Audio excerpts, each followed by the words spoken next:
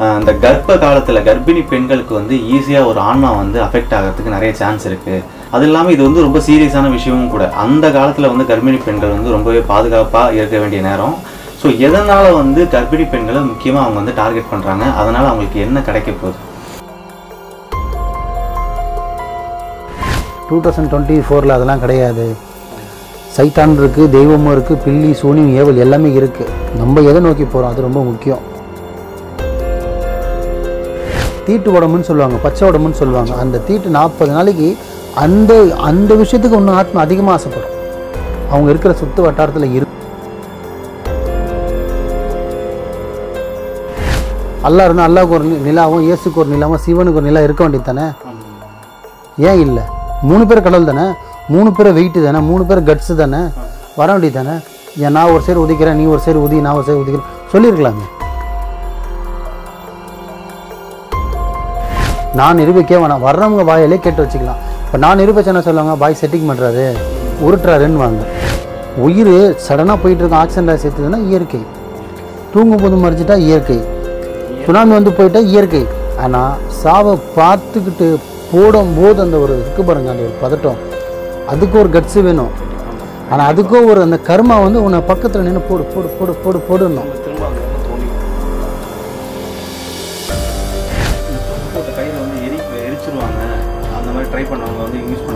100% உண்மை. கயிறாக இருந்தாலும் சரி, அது ஏதோ ஒரு ஆயுதமாக இருந்தாலும் சரி, கத்தியாக இருந்தாலும் சரி, இல்லை புடவையாக இருந்தாலும் சரி, வேறு எந்த ஒரு துணியாக இருந்தாலும் சரி, சூசைட் பண்ணிக்கிற துணியாக இருந்தாலும் சரி, இப்போ சொல்கிற ஆடியன்ஸ்க்கு முதல்ல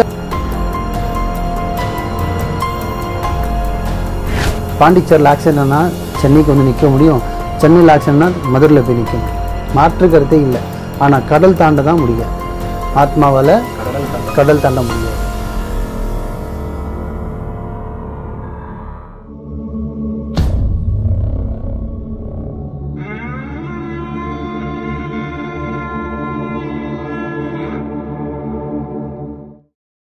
ஹாய் காய்ஸ், இன்னைக்கு பார்த்தீங்கன்னா பிளாக் ஷேடோ வீடியோவில் ஒரு முக்கியமான பர்சனை வந்து நான் வந்து இன்டர்வியூ எடுக்க வந்திருக்கேன். அது யாருன்னு பார்த்தீங்கன்னா நம்ம காவாங்கரை மாலிக் பாயை தான் பார்க்க வந்திருக்கோம். வணக்கம் பாய். வணக்கம் ஐயா, நல்லா இருக்கீங்களா? நல்லா இருக்கேன் பாய், நீங்கள் எப்படி இருக்கீங்க? நல்லா இருக்கேன். ஓகே, இன்னைக்கு பார்த்தீங்கன்னா ஒரு ரொம்ப நாள் கழிச்சு வந்து நம்ம பாயை வந்து சந்திக்க வந்திருக்கோம். பாய்கிட்ட கேட்கறதுக்கு பார்த்தீங்கன்னா எங்ககிட்ட ஏகப்பட்ட கொஸ்டின்ஸ் இருக்குது. அது மட்டும் இல்லாமல் இந்த இடைப்பட்ட காலத்தில் வந்து பார்த்தீங்கன்னா நாங்களும் நிறைய விஷயங்கள் வந்து பார்த்துருந்தோம். அது இல்லாமல் நீங்களும் உங்கள் தரப்புலேருந்து சில கொஸ்டின்ஸு, சில சந்தேகங்களை வந்து எங்ககிட்ட கேட்டிருந்தீங்க. ஸோ அந்த மாதிரி விஷயங்களை தான் நம்ம வந்து மாலிக் பாய்கிட்ட கேட்டு இப்போ தெரிஞ்சுக்க போகிறோம். ஆக்சுவலாக போய் இப்போ வந்து இந்த கொஞ்ச நாள் ஆச்சு நம்ம வந்து இந்த இன்டர்வியூ எடுத்து. ஸோ இந்த இடைப்பட்ட காலத்தில் வந்து பார்த்தீங்கன்னா நாங்களும் சில விஷயங்கள் வந்து நிறையவே பார்த்துருந்தோம். அது இல்லாமல் ஜின் வீடியோ வந்து நாங்கள் பண்ணியிருந்தோம். ஸோ அதில் நீங்கள் கொடுத்த அட்வைஸ்னால தான் வந்து இப்போ வரைக்கும் எங்களுக்கு எதுவும் ஆகாமல் நாங்கள் இப்போ சேஃபாக இருக்கோம். இப்போ வந்து நம்ம வியூவர்ஸ்க்கு வந்து பார்த்தீங்கன்னா சில சந்தேகங்கள் இருக்குது, சில நிறைய கேள்விகள் இருக்குது. அதில் வந்து நிறைய பேர் கேட்ட ஒரு ஃப்ரீக்வெண்ட்டான கொஸ்டின் என்னென்னு வந்து பார்த்தீங்கன்னா, இந்த கர்ப்ப காலத்தில் கர்ப்பிணி பெண்களுக்கு வந்து ஈஸியாக ஒரு ஆன்மா வந்து அஃபெக்ட் ஆகிறதுக்கு நிறைய சான்ஸ் இருக்குது. அது இல்லாமல் இது வந்து ரொம்ப சீரியஸான விஷயமும் கூட. அந்த காலத்தில் வந்து கர்ப்பிணி பெண்கள் வந்து ரொம்பவே பாதுகாப்பாக இருக்க வேண்டிய நேரம். ஸோ எதனால் வந்து கர்ப்பிணி பெண்களை முக்கியமாக அவங்க வந்து டார்கெட் பண்ணுறாங்க, அதனால் அவங்களுக்கு என்ன கிடைக்க போகுது? கரெக்டாக கேட்டீங்க. ஆக்சுவலி யார் டார்கெட் பண்ணணும், ஆத்மா டார்கெட் பண்ணுறாங்கன்னு கேட்குறீங்க. ஆமாம், 2 விஷயம் இருக்குது. ஃபர்ஸ்ட் ஆஃப் ஆல் வந்து ஒரு கர்ப்பிணி பெண்ணை வந்து கிராமத்தில் சிட்டின்றது வந்து பார்த்திங்கன்னா கிராமத்தில் தான் அதிகம், சிட்டின்றத விட. இந்த இப்போ அவங்களோட குடும்பத்திலே பார்த்திங்கன்னா ஒரு கர்ப்பிணி பெண் இருக்காங்க, அவங்க குடும்பத்துலேயோ இல்லை அவங்க அக்கம் பக்கத்துலேயோ ஒரு இறந்து போன ஒரு ஆத்மா என்ன சொல்கிறாங்க, ஒரு பெண்ணுன்னு வச்சிங்களேன், அவங்களுக்கு வந்து சில ஆசைகள் அடங்காமல் இருந்து, இல்லை கல்யாணம் ஆகி குழந்தை இல்லாமல் இருந்து, இல்லை குழந்தை இல்லைன்ற அந்த ஃபீலிங்லேயே அவங்க இறந்து போய் இருந்தாங்கன்னா, அந்த மாதிரி ஒரு ஆத்மா கம்பல்சரி ப்ரெக்னென்ட் லேடி அப்படி பார்த்தாங்க அப்படின்னும்போது அந்த உடம்பு அவங்களுக்கு ஏற்றுக்க முடியும், அந்த உடம்பு அவங்களுக்கு ஏற்றுக்குது, அப்சர்வ் பண்ணுது அப்படின்னா 100% அவங்களுக்கு உள்ளே போகும். புரியுதுங்களா? ஏன் அப்படின்னு கேட்டிங்கன்னா, மறைஞ்சதுக்கப்புறம் வந்து சில விஷயம் வந்து ஆத்மாவில் தான் பார்க்க தான் முடியுமே தவிர உணர முடியாது. புரியுதுங்களா? அதோட ஆசைகளை வந்து அது அடைய முடியாது. ஸோ மனுஷனோட ரூபத்தில் தான் வந்து ஊடுருஞ்சால் ஒரு விஷயமும் அது சாதிச்சிக்க முடியும். ஒரு சாப்பிட்ற விஷயமாகட்டும், அனுபவிக்கிறதாகட்டும், பார்க்குறதாகட்டும், ஆசைப்படுற விஷயமாகட்டும். ஸோ அந்த மாதிரி ஒரு ப்ரெக்னென்ட் லேடின்றது ஆசைப்படுறது, உடம்புல போகிறது ஒரு விதம். நானே கிட்டத்தட்ட இந்த 16 வருஷம் போயிட்டுருக்கு. சர்வீஸில் கிட்டத்தட்ட ஒரு 8-10 ப்ரெக்னென்ட் லேடி உடம்புல வந்து ஆத்மா எடுத்திருக்கேன். 100% உண்மை. இதே வந்து ஆத்மா வந்து பார்த்திங்கன்னா இந்த சூசைட் பண்ணிக்கிறது, புரியுதுங்களா, இந்த ஆக்சிடெண்ட் ஆகுறது, அந்த மாதிரி இதில் வந்து பார்த்திங்கன்னா ப்ரெக்னென்ட் லேடி வந்து சில உடம்புக்கு ஆசைப்படும். ஏன்னா நல்லா நீங்கள் பாருங்கள், கருப்பாக இருக்கட்டும், வெள்ளையாக இருக்கட்டும், மாநிலமாக இருக்கட்டும், கர்ப்பிணி பெண்ணுனா அது ஒரு அழகு தனியாக இருக்கும். கர்ப்ப காலத்தில் வந்து அந்த ஒரு அழகு கூடும். அந்த பார்த்தீங்கன்னா அந்த உடம்புல இருக்கிற அந்த ஒரு ஸ்மெல்லு, அந்த ஒரு அழகு, அந்த ஒரு தோரணை, அந்த ஒரு நம்மளுக்கே பார்த்தீங்கன்னா அவங்கள பார்த்தா ஒரு ஆசை வரும். இதை நீங்களும் இயல்பாக பார்த்துருக்கலாம். ஸோ அந்த அழகுக்கு ஆசைப்படுறது தான் அந்த ஆத்மா.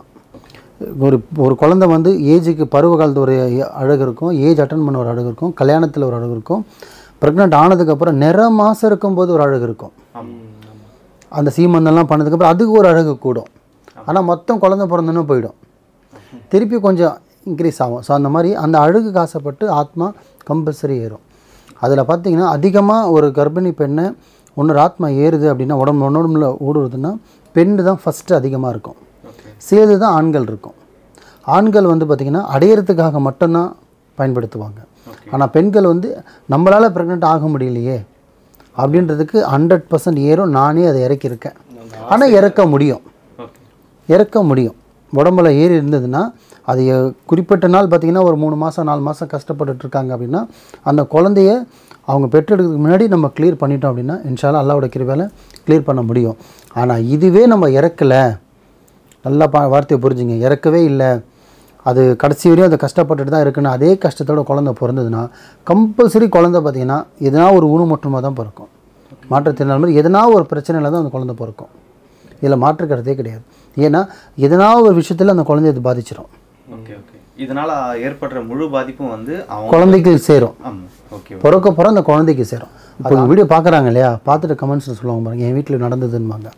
அது இருக்கும்போது குறிப்பிட்ட ஸ்டேஜுக்குள்ளே நம்ம பார்த்து கிளியர் பண்ணிட்டோம் அப்படின்னா குழந்தை பிறக்கிறதுக்கு அப்புறம் எந்த ஒரு பாதிப்பும் இருக்காது. ஆனால் நம்ம அப்படியே விட்டுட்டு டெலிவரி ஆகிடுச்சு அப்படின்னா கம்பல்சரி அந்த குழந்தைக்கு எதனா ஒரு வளர்ச்சி கம்மியாக இருக்கும், இல்லை மூளர்ச்சி இருக்காது, இல்லை உடம்புல என்ன ஒரு பாதிப்பு இருக்கும், இல்லை அந்த குழந்தைய பார்க்குறதுக்கே வித்தியாசமாக இருக்கும். நான் இந்த கேள்வி வந்து பார்த்தீங்கன்னா முதல்ல எடுத்து வைக்கிறதுக்கு காரணமே நிறைய பேர் கேட்ட முக்கியமான கேள்வி இதுதான். ஏன்னா வந்து அப்போது உங்கள் லைஃப்லலாம் வந்து இதை அனுபவிச்சிருந்தா மட்டும்தான் இந்த கேள்வின்றது வந்து எழும். கண்டிப்பாக கேட்பாங்க. நிறைய பேர் பாதிக்கப்படுறாங்க இல்லையா. ஏன்னா அந்த ஒரு நீச்ச ஸ்மெல்லு, அந்த ஒரு என்ன சொல்கிறது கண்ணி தீட்டுன்னு சொல்லுவாங்க. இப்போ ஒரு மேரேஜ் ஆகிட்டு ஒரு உடல் இருந்து ஒரு குழந்தை உருவாகுதுன்னும் போது அந்த கண்ணி தீட்டுன்னு சொல்லுவாங்க. அதில் உருவாகிற அந்த குழந்தையோட தன்மை ஜாஸ்தி. ரெண்டாவது மாதம் சொல்லுவாங்க பாருங்கள், தளிச்சம்புள்ளன்னுவாங்க. ஒரு சும்மா கிடையாது. தளிச்சம்புள்ளனா பாருங்கள், வீட்டில் தத்தியாக இருப்பான், இதான் உண்மை. அது எந்த ஃபேமிலினா இருக்கட்டும், தளிச்சம்புள்ள தத்தியாக இருப்பான். அதே மாதிரி ஒரு மை செய்யணுன்னா கூட சரி தளிச்சம்புள்ள மண்டையில் தான் செய்வாங்க. அவன் நடுமுதில் இருக்கிற எலும்பில் தான் செய்வாங்க மைய. இதெல்லாம் உண்மை, பொய்யெல்லாம் கிடையாது, 100% உண்மை. பட் நம்ம அதை செய்கிறதுன்னு நான் சொல்கிறேன். ஸோ அதுக்காக தான் தளிச்சம்புள்ள. ஸோ அதே மாதிரி அந்த ஹல்கா சித்தாரன்னுவாங்க. ஹல்கா சித்தாரன்னா ஒரு பலவீனமான உடம்பு, பலவீனமான மனசு, இறக்கமுள்ள மனசு, இது எல்லாமே பார்த்திங்கன்னா முதல் குழந்தைக்கு தான் வரும். அது ஆணாக இருக்கட்டும் பெண்ணாக இருக்கட்டும். ஏன் அப்படின்னா அவன் நல்லா பாருங்களேன், ஒரு ஃபஸ்ட்டு குழந்தை லைட்டாக என்னொன்று கூட அம்மா அப்படின்னு பயப்படுவான். ஆனால் கடைசி வரமா கடா குட்டின்னுவாங்க, எமனையோ பார்த்தவனா இருப்பான் எல்லாத்துக்கும். ஏன்னா பட்டு திரிந்தி அவங்க அம்மா கிட்டேருந்து எல்லாம் ஒரு கடைசியில் வர்றது. அது அந்த குடும்பத்தையே இவன் தான் சமாளிக்கணுன்ற மாதிரி நிற்பான். ஆனால் பெரியவன் அப்படி கிடையாது, தத்தியாக தான் இருப்பான். இது இல்லைன்னு மாற்றுக்கிறதே கிடையாது. அதே மாதிரி இப்போ கர்ப்பிணி பெண்களை பற்றி அழகாக சொல்லிட்டு இருந்தீங்க. இப்போ இந்த கர்ப்பிணி பெண்கள் ஆத்மாவால் பாதிக்கப்படாமல் இருக்கிறதுக்கு ஏதாவது வழிமுறைகள் இருக்கா? அப்படி அவங்க பாதிக்கப்பட்டிருந்தா எப்படி அதை வந்து கண்டுபிடிக்கலாம் அப்படின்னு ஏதாவது இருக்கா? கரெக்டாக கேட்டிங்க. ஆக்சுவலி வந்து பாதிக்கப்பட்டிருந்தாங்க அப்படின்னும் போது பார்த்திங்கன்னா நார்மலாக வலி வர்றது வேறு. குறிப்பிட்ட மந்த்துக்கு அப்புறம் முன்னாடியே பார்த்திங்கன்னா உடம்புல பார்த்திங்கன்னா அப்பப்போ வயிறு வலி அதிகமாக வரும், அவங்களுக்கு யூரின் ப்ராப்ளம் வரும், யூரின் இன்ஃபெக்ஷன் இதெல்லாம் உண்மை, இன்ஃபெக்ஷன் ப்ராப்ளம் வரும். பிளட் உடம்பெல்லாம் பார்த்திங்கன்னா அப்படியே ஊறுற மாதிரி என்ன சொல்கிறது, இந்த சொரியாசின்வாங்கள்ல அந்த மாதிரி ப்ராப்ளம்லாம் வரும். தலையில் பார்த்திங்கன்னா அதிகமாக பொடுகுலாம் சேர்ந்து ஒரு சைக்கோ மாதிரி ஒரு என்ன சொல்கிறது டிப்ரெஷன் சொல்லுவாங்க இல்லையா, தலை சொரியிறது ஒரு மாதிரியாக பண்ணுறது, அந்த மாதிரி ஒரு தோற்றத்தில் அவங்க கொண்டு போவாங்க. நீங்கள் கூட பார்த்துருப்பீங்க ரோட்டில் ப்ரெக்னென்ட் தலை சொரிஞ்சிட்டு இருக்கிறது, எதை பார்த்தாலும் அந்த மாதிரி டிப்ரெஷனில் போக ஆரம்பிச்சிடுவாங்க. ஒரு ப்ரெக்னெண்ட்டாக ஒரு லேடி இருக்காங்க, கிராமமாகட்டும் சிட்டி ஆகட்டும் போது குறிப்பிட்ட ஸ்டேஜுக்குள்ளே எப்படி நம்ம ஒரு வயசுக்கு வந்த பொண்ணை 40 நாள் 13 நாள் உட்கார வச்சு அதுக்கப்புறம் தண்ணி ஊற்றிட்டு வெளியில் எல்லாமே முடிச்சுட்டு அனுப்புகிறோமோ அந்த மாதிரி ப்ரெக்னென்ட் ஆகிட்டேன்னு தெரிஞ்சாலே முடிஞ்ச அளவுக்கு சேஃப்டியாக இருக்கணும். குறிப்பிட்ட டைமுக்கு போகணும், குறிப்பிட்ட டைமுக்கு வீட்டுக்கு வந்துடணும். நான்வெஜ் வந்து பார்த்திங்கன்னா சாப்பிட்டு கூட வரலாம், ஆனால் பச்சையாக வாங்கிட்டு வரக்கூடாது. புரியுதுங்களா? மல்லிப்பூ எல்லாம் தளர 2 ஆசை. ஏன்னா ப்ரெக்னெண்ட்டாக இருந்தாலே சில ஆசைப்பட தோணும். ஒரு பூவை பார்த்தா ஆசைப்பட தோணும், பூனாலே ஆத்மாவுக்கு ஃபஸ்ட்டு ஒரு ஆயுதமே பூ தான் பின்தொடர்றதுக்கு, புரியுதுங்களா? ஸோ அந்த மாதிரி தலை நிறைய வச்சுக்கிட்டு வர்றது, சீமந்தம் பண்ணிவிட்டு நைட்டு 12 மணிக்கு கூப்பிட்டு போகிறது, 1 மணிக்கு சீமந்தம் பண்ணி கூப்பிட்டு போகிறது. இப்போ நைட் ஷோவே 11 மணிக்கு தான் ஆரம்பிக்கிறாங்க தேட்டரில். அதை பார்த்துட்டு 3 மணிக்கு போகிறது. கேட்டால் 2024 அதெல்லாம் கிடையாது. சைத்தான் இருக்குது, தெய்வமும் இருக்குது, பில்லி சூனியம் ஏவல் எல்லாமே இருக்குது. நம்ம எதை நோக்கி போகிறோம் அது ரொம்ப முக்கியம். ஸோ அப்படின்னு இருக்கும்போது இதெல்லாம் நம்ம கொஞ்சம் முன்னுதாரணமாக எவ்வளோ நம்ம பார்க்குறோம் லைஃப்பில் கஷ்டப்படுறாங்க. ஏன்னா கஷ்டப்படுற பொழுது ஃபேமிலி கிடையாது, தனிப்பட்ட அந்த ஒரு பெண். ஸோ அதுக்காக முன்னாடியே எப்படி பத்திரமா இருக்கணும், குறிப்பிட்ட டைமில் எல்லாமே சேஃபாக இருந்துட்டாங்கன்னா நல்லபடியாக அந்த குழந்தை பிறந்து வர்றதோட அதுக்கப்புறம் தான் ரிஸ்கே ஜாஸ்தி. தீட்டு உடம்புன்னு சொல்லுவாங்க, பச்சை உடம்புன்னு சொல்லுவாங்க. அந்த தீட்டு 40 நாளைக்கு அந்த அந்த விஷயத்துக்கு இன்னும் ஆத்மா அதிகமாக ஆசைப்படும். அவங்க இருக்கிற சுற்று வட்டாரத்தில் இருந்ததுன்னா, ஒரு வீட்டில் அப்பா இருந்திருக்காரு, அம்மா இருந்திருக்காங்க, சித்தப்பா இருந்திருக்காரு, பெரியப்பா இருந்திருக்காரு, அவங்களாம் வருமா கேட்டால் அவங்களாம் என்ன, அது அவங்க சொந்தம், அவங்க ரத்தம். இன்னார் ஆள், வெளியே ஆள், அதர் பர்சன். அந்த மாதிரி இருந்திருந்து ஒரு துராத்மாவை இருந்து பேராத்மா சுற்றிட்டு இருந்தாங்க, பேராத்மாவை சுற்றிக்கிட்டு இருக்காங்கன்னா அப்போ அது ஆசைப்படுறதுக்கு வாய்ப்புகள் உண்டு. இதில் மாற்றுக்கிறதே கிடையாது. அதனால் முடிஞ்ச அளவுக்கு கர்ப்பிணி பெண்கள் முடிஞ்ச அளவுக்கு டைமிங் கீப் அப் பண்ணி எல்லாத்தையும் ஒரு சேஃபாக இருந்துட்டு முடிஞ்ச அளவுக்கு சேஃபாக நேரம் காலம்னு ஒன்று இருக்குது, அந்த கண்டிப்பாக இருந்துட்டாங்கன்னா அவங்க லைஃப் நல்லாயிருக்கும். புரியுது. நிறைய பேர் வந்து என்கிட்ட கேட்குற கேள்வி வந்து பார்த்தீங்கன்னா, ஆன்மாக்கள் வந்து உண்மையா அப்படின்னு கேட்குறாங்க. ஏன்னா வந்து பார்த்தீங்கன்னா ஒருத்தர் வந்து தான் அனுபவிக்கிற வரைக்கும், தான் கண்ணால் பார்க்குற வரைக்கும் எந்த ஒரு விஷயமே வந்து நம்புறதில்லை. அது ஒரு டைப்பான பர்சன்ஸ் இருக்காங்க. இன்னொருத்தவங்க வந்து பார்த்தீங்கன்னா எல்லா விஷயத்தையும் வந்து இது வந்து சயின்ஸ் அப்படின்னு சொல்லிட்டு ஒரு விஷயத்தில் முடிச்சுட்டு போயிடுவாங்க. என்னதான் சயின்ஸ்ன்ற ஒரு விஷயம் உண்மையாக இருந்தாலும் சில விஷயங்கள் வந்து பார்த்தீங்கன்னா ஆன்மாக்கள் நம்மளை மீறின ஒரு சக்தி வந்து ஏதோ ஒன்று இருக்குன்றத நமக்கு வந்து எப்பவுமே உணர்த்திக்கிட்டே இருக்கும். இந்த விஷயத்தை வந்து மறுக்கிறவங்க, அதாவது அவங்க தரப்பில் ஒரு கருத்து இருக்கும். ஸோ அவங்களுக்கு உங்கள் சைட்லேருந்து நீங்கள் கொடுக்குற ஒரு சின்ன விளக்கம்னா எப்படி? ரொம்ப பெரிய கேள்வி கேட்டீங்க. ஆக்சுவலி நிறைய வீடியோவில் எனக்கு கேட்குறாங்க, நிறைய பேர் எனக்கு கமெண்ட்ஸ்லேயே சொல்லுவாங்க. என்னையும் நிறைய பேர் கமெண்ட்ஸ் நீங்கள் ஒரு பாயே இல்லைன்னுவாங்க, நீங்கள் ஒரு இஸ்லாத்தே இல்லைன்னுவாங்க. ஆனால் என் அப்பா ஸ்டோரிலாம் கேட்டோன்னா அழுதுருவாங்க. அந்த மாதிரிலாம் இருக்கும். சில பேருக்கு பார்த்திங்கன்னா சாமி இருக்கானுன்ற டவுட்டே இருக்குது, கடவுளே இல்லைன்ற கூட்டமும் இருக்குது, கடவுள் இருக்காரு சொல்கிற கூட்டமும் இருக்குது, மாந்திரிகம் இல்லை கடவுள் மட்டும்தான் சொல்கிற கூட்டமும் இருக்குது. அது எப்படி வேணும் நம்ம பிரிக்கலாம். ஆனால் 100% ஆத்மான்றது ஒன்று இருக்கு ஐயா. நான் இந்த ஃபீல்டில் இருக்கேன், நான் இந்த வேலை செஞ்சுக்கிட்டு இருக்கேன், அதனால் நான் சொல்கிறேன்னு நம்ம சொல்லலாம். ஆனால் ஒரு நாளைக்கும் என் கண்ணு முன்னாடி என்னோடய ஆஃபீஸில் வந்து என்னுடைய கில்லால் வந்து உட்கார்றவங்களோட அழுகிற ஒரு கண்ணீர் இருக்குது பார்த்தீங்களா, கண்ணில் நம்ம கண்ணில் தள்ளி வரவங்க சொல்லும்போது எவ்வளோ கஷ்டம் ஐயா சொல்லுங்கள். வந்து உங்ககிட்ட சொல்கிறாங்க எவ்வளோ கஷ்டம். அப்படி யார் நம்பலையோ என்னோடய ஆஃபீஸ் என்ன நம்பர் இருக்கும், என் அட்ரஸ் இருக்கும், நீங்கள் போகிற வீடியோவில் எனக்கு கால் பண்ணட்டும். இல்லை யார் பார்க்கணும் ஆத்மானா என்ன அப்படின்னு நான் தெரிஞ்சுக்கணுன்னாங்கன்னா என் இடத்துக்கு வர சொல்லுங்கள். டைரெக்டாக லைவாக நான்லாம் எதுவும் பண்ண வேணாம், வர்றவங்க என்னோடய ஆஃபீஸ்க்கு வெளியே வெயிட் பண்ணிகிட்டு இருப்பாங்க, அவங்கக்கிட்ட கேட்டு தெரிஞ்சுக்கிட்டோம் நீங்கள் எதனால் பாதிக்கப்பட்டீங்க அப்படின்னு. அப்போ அது மென்டாலிட்டி டிசார்டர் சொல்லுவாங்கள்ல, அந்த ப்ராப்ளம் இருக்கா இல்லை அவங்க உடலால் பாதிக்கப்பட்டிருக்காங்களா அவங்களுக்கு தெரியும். ஒரு ஃபேமிலியில் அந்த மாதிரி பிரச்சனைன்னு சொன்னால் மென்டல்னு சொல்லலாம், ஃபேமிலிக்கே பிரச்சனை எப்படி சொல்லுவீங்க? 100% சயின்ஸ் இருந்தாலும் சரி, எவ்வளோ பெரிய உலகம் டெக்னாலஜி விஞ்ஞானம் அப்படி இப்படின்னு சொன்னாலுமே எல்லாத்துக்கும் எவ்வளோ பெரிய சயின்ஸ் படித்தது கடவுள் தானே ஐயா.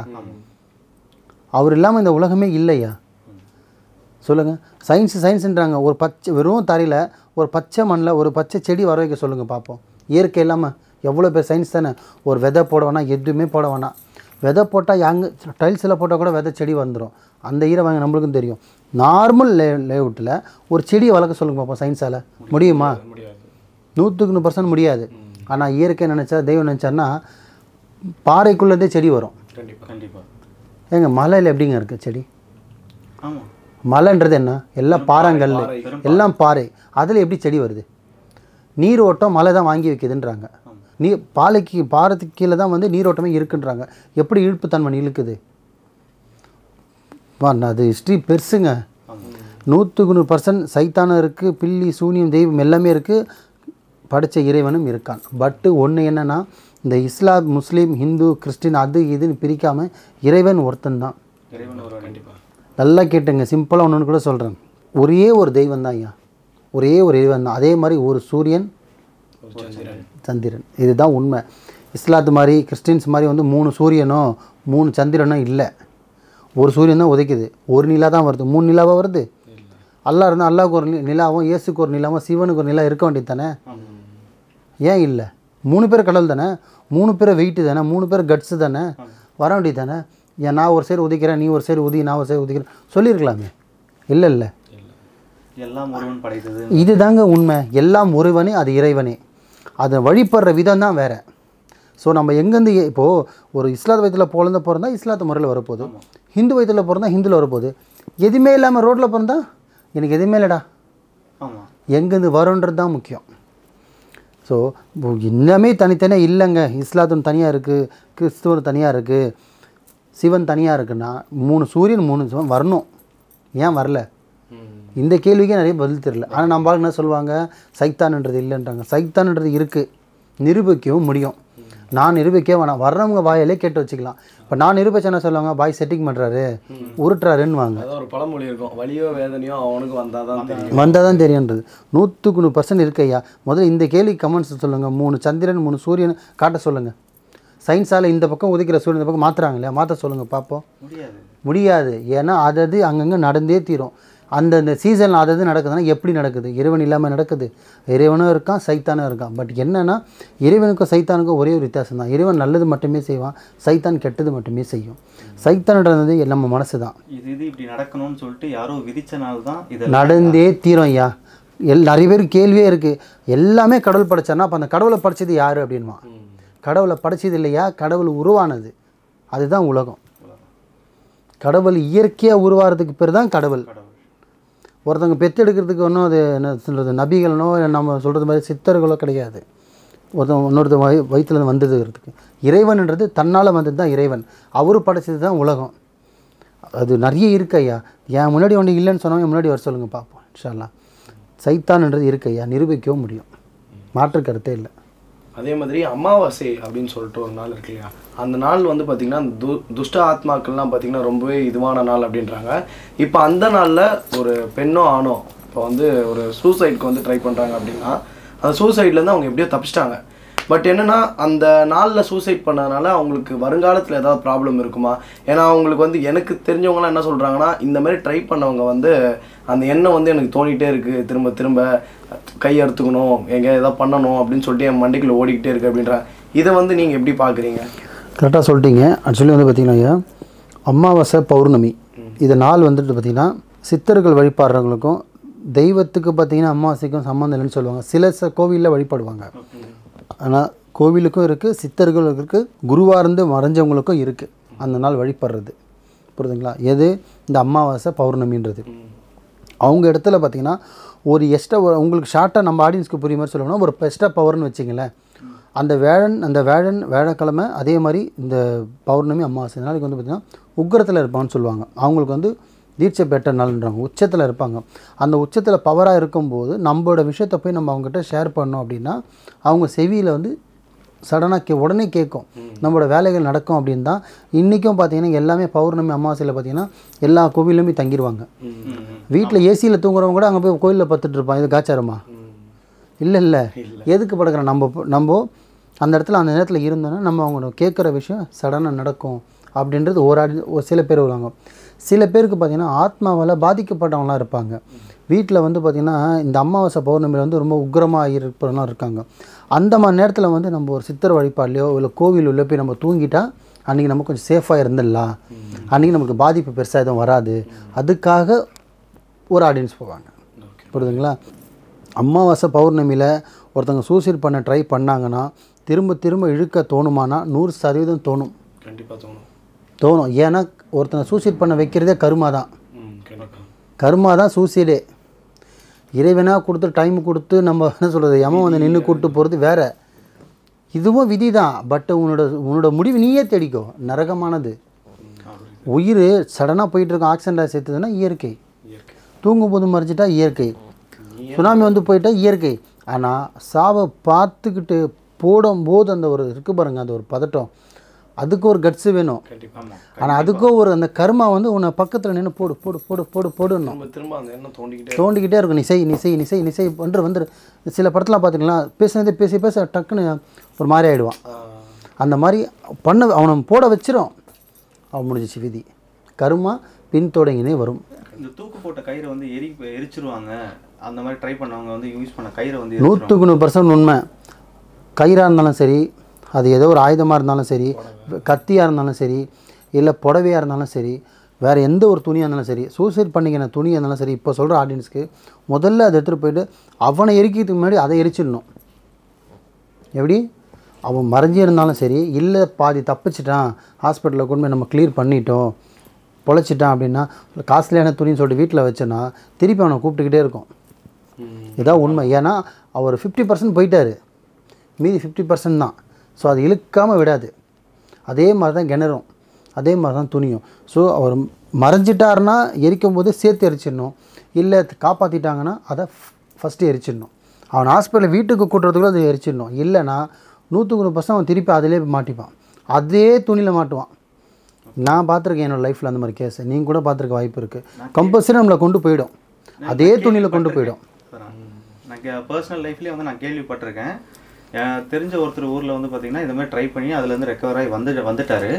ஆனால் அவரோட முடிவு வந்து பார்த்திங்கன்னா மறுபடியும் அதே கயிறு அதே துணியில் முடியுங்க, மாற்று கருத்தே கிடையாது. ஏன்னா பாதி டச் பண்ணிட்டே நீ சந்திரமண்டலில் கால வைக்கிற மாதிரி எமக்காதுக்கு கிட்ட போயிட்டு வந்துட்டே நீ திருப்பி கூப்பிட்டே தீர்வான் போய் ஆகணும், தப்பிக்கவே முடியாது. அதை ஃபஸ்ட்டு எரிச்சிடுறது ரொம்ப நல்லது. முடிச்சிடணும். பயன்படுத்தின பொருளை இது பண்ணி கண்டிப்பாக வைக்க. அதே மாதிரி நைஃப் கத்தியும் அப்படி தான். சூசைட் பண்ண என்ன ட்ரை பண்ணாங்கன்னா உடனே அதை எதுமாரி தொலைச்சிடணும், இல்லை புதைச்சிடணும், ஏதோ ஒன்று பண்ணிடணும். அதை வைக்க திருப்பி பார்த்தீங்கன்னா நம்மளை கூப்பிடவே தோணும். அப்படின்ற ஒரு டிப்ரெஷன் நம்மளுக்கே கொண்டு போய் விட்டுரும். இன்னொன்று பை, எனக்கு தெரிஞ்சவங்க ஒருத்தவங்க வந்து என்கிட்ட சொன்னது, ஆக்சுவலாக வந்து இது நடந்ததே அவங்களுக்கு தான். அவங்க குடும்பத்தில் வந்து ஒருத்தர் இறந்து போயிட்டார், ஏதோ ஒரு காரணத்தினால இறந்துட்டார். அவங்க இறந்து போனவரோட அவர் பிறந்தது வளர்ந்தது எல்லாமே வந்து பார்த்திங்கன்னா அந்த ஊர் தான். ஏதோ ஒரு காரணத்தினால அவரோட ப்ரெசன்ஸ், அதாவது அவரோட ஆத்மாவோட சில தொல்லைகள் வந்து அவங்களுக்கு அங்கே வீட்டில் இருக்குது அப்படின்னு சொல்லிட்டு அவங்க உணர ஆரம்பித்ததுனால அந்த ஊரை விட்டுட்டு அவங்களுக்கு சம்மந்தமில்லாத இன்னொரு ஊரில் போயிட்டு அவங்க குடிபெயர்றாங்க. ஆனால் அப்படி குடிபெயர்ந்த பிறகும் அங்கே என்ன பிரச்சனை இருந்துச்சோ அதே பிரச்சனை வந்து பார்த்திங்கன்னா இதே இடத்துலையும் தொடருது. ஸோ வந்து எதனால் அப்படி தொடர்ந்து வருவாங்களா, பின்தொடர்ந்து வருவாங்களா? அதில் வந்து 2 விஷயமா இருக்குது. சில பேருக்கு தெரியும், சில பேருக்கு தெரியாது. இப்போ ஒரு உறவில் ஒரு ஃபேமிலி மெம்பர்ஸ் ஒரு 10 பேர் இருக்காங்க, ஒரு கூட்டு குடும்பமாக இருக்காங்கன்னு வச்சுங்களேன். அதில் சடனாக ஒரு உயிர் பிரிஞ்சிருச்சுன்னா, இன்றைக்கி சொல்கிறேங்க, குடும்பத்தில் ஒரு உயிர் பிரிஞ்சுதுன்னா அது நம்மளுக்கு எந்த ஒரு கெடுதலும் செய்யாதுங்க. ஆண் பெண்ணு யார் ஒன்றா இருந்துட்டு போட்டோம், பச்சை குழந்தையோ இல்லை வயசானவரோ மூதியோரோ இல்லை இளைய வயசோ நம்மளை எதுவும் பண்ணாதுங்க. சொல்லுவாங்க நிறைய பேருக்கு இந்த கேள்வியும் முதல்ல தெரியாது. துருமன் ஆயிடுறாங்க, அவங்க அடங்காத ஆசைகள் இறந்துடுறாங்க, அவங்கள வெளியால் சுற்றி பண்ணுது. ஆனால் வீட்டில் பண்ணுமான்னு சில பேருக்கு தெரியாது. வீட்டாளுங்களை ஒரு கடுகளவு கூட பிரச்சனை கொடுக்காது அந்த ஆத்மா. பச்சை குழந்தை இருக்கட்டும், கர்ப்பிணி பெண்ணு இருக்கட்டும், ஏஜ் அட்டன் பண்ண பொண்ணு இருக்கட்டும், எதுவாக இருந்தாலும் சரி வீட்டில் இருக்கிற ஆளுங்களை தொந்தரவு கொடுக்காது. ஆனால் அது பின்தொடங்கி வர்றது என்னென்னா, அதோட டைம் முடியல. டைம் முடியாத போது வளர்த்தும் போது அது வீட்டை நம்ம சொல்கிற வேலை முடிஞ்சுன்னா பையன் வீட்டுக்கு வரான் இல்லையா, அந்த மாதிரி வரும். அதை எதிர்கொள்கிறவங்க வந்து பார்த்திங்கன்னா, ஐயோ நம்மளுக்கு ஏதோ ஒரு அங்கே நிற்கிற மாதிரி தெரியுது, இங்கே அசைகிற மாதிரி தெரியுது, ஐயோ ஏதோ பாத்திரம் வர மாதிரி, யாரோ நிழல் தெரியுது மாதிரி தெரியுது, ஷேடோ தெரியுது. அந்த பயத்திலே வந்து வீட்டை விட்டு காலி பண்ணி வருவாங்களே தவிர, இந்த ஆத்மா அவங்கள அவங்க ரத்தமாச்சே. அது நம்ம என்ன சொல்ல, நம்ம கண்ணை நம்ம குத்துவோமா, நம்ம குழந்தை நமக்கு என்ன பண்ணுவோமா, அந்த மாதிரி தானே 100%. அது என்ன, அந்த பயத்தாலே வந்து என்ன பண்ணுவாங்க, அந்த ஊரை விட்டு காலி பண்ணி வர்றது. அவங்க இந்த ஜில்லா இல்லைங்க, கடலுக்குள்ளே கடலுக்குள்ளே எங்கே சுற்றினாலுமே ஒரு ஆத்மாவால் போக முடியும்.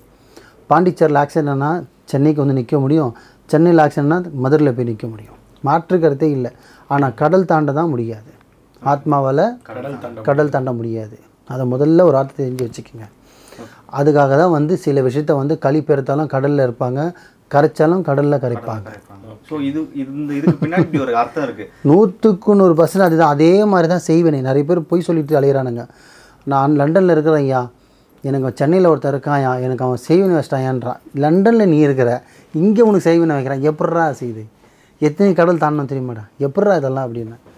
இல்லையா, எனக்கு அவன் ஃபஸ்ட்டு செஞ்சான், நீ அதோடு தான் நீ போன, அதோட பிரச்சனை ஒன்று அப்படி தான் இருக்குது தவிர இப்போ புதுசாக உனக்கு செய்யலை அப்படின்னு புரிய வச்சா தான் புரியும். நான் சொல்ல அர்த்தம் புரியுதுங்களா? கடல் தாண்டது ஆத்மாவுக்கு சக்தி கிடையாதுங்க. ஏன்னா அதோட தன்மை, கடல் தெய்வம் சும்மா விடாதுங்க. புரியுதுங்களா? கடல் தாண்ட முடியாது. அதுக்காக தான் சொல்லுவாங்க எல்லா விஷயத்தையும் வந்து கடலில் கரைப்பாங்க. அஸ்தி எதுவுமே எது கடலில் கரைக்கிறாங்க. நான் ஆற்றுல கரைக்க வேண்டியது தானே, எது கடலில் கரைக்கிறாங்க? கடலுக்கு அவ்வளோ ஒரு தன்மை உண்டு.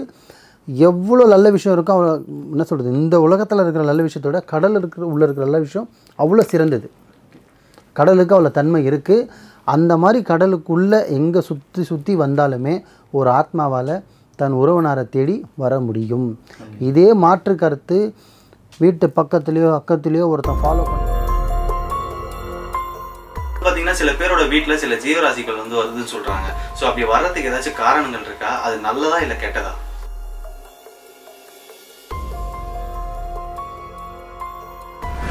சுத்தபத்தமாக இருந்து ஆன்மீகவாதியாக இருந்து என்ன கூட விட்டுருங்க, நல்லா சுத்தபத்தமாக இருந்து ஆன்மீகத்தில் ஊறி போய் சித்தர் வழிபாடு பண்ணவங்களுக்கு இவனுக்கு உயிர் பிரிய போகுதுன்னு 100% சொல்ல முடியும். எப்படி ஒருத்தன் பைத்தியக்காரன் ஒன்று சொல்லியிருந்தான் பாருங்க, நடுவில் ஒருத்தன் எல்லாருக்கும் நான் ஹெட்லைனில் பார்ப்பேன், தலையில் பார்ப்பேன்.